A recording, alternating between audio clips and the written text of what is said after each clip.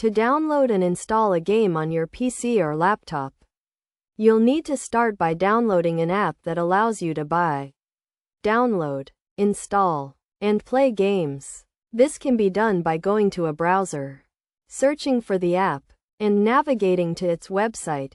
Once on the website, click on the install option, usually located at the top middle of the page, and select the platform you're currently using. This will download the setup for the app onto your computer. When the setup opens, click Next, select your language, and then choose the destination folder for the installation. You can either leave the default folder or change it to a different location. After making your selection, press Install, and the app will be automatically installed on your computer. Once the installation is complete, open the app, and you'll be prompted to either create an account or log in if you already have one. If you're using the app for the first time, creating an account is a quick and easy process that involves following the on-screen instructions. After logging in, you should see the app's store page.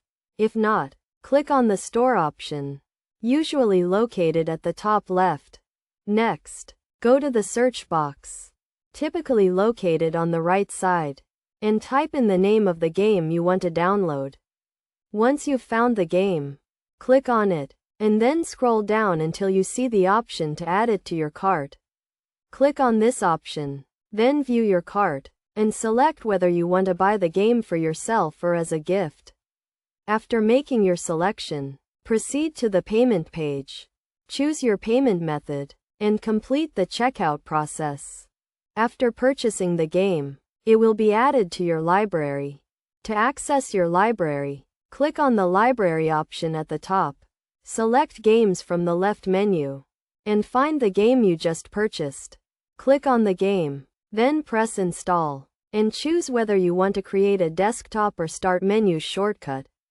You'll also need to select which drive you want to install the game on. Once you've made your selections, press Install, and the app will start downloading and installing the game. When the installation is complete, you'll receive a notification, and you'll be able to launch the game by clicking on the play button.